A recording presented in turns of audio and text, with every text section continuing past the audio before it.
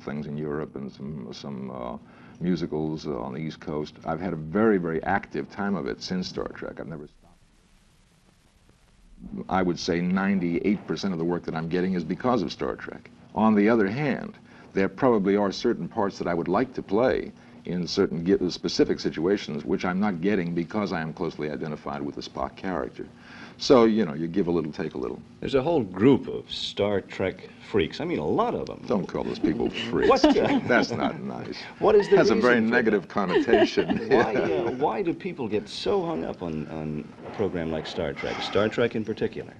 Well, there are a lot of reasons for it. I think, to begin with, you must start with the traditional science fiction fan, and they can be very avid and cult-oriented in that sense, and Star Trek very strongly appealed to them because it really was good science fiction, as opposed to science fantasy or science horror.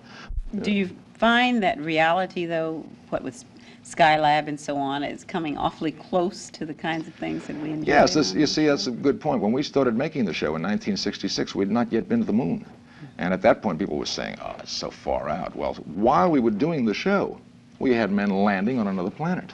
We really did that. You know, you look out at night and see this other planet and know that there were human beings up there.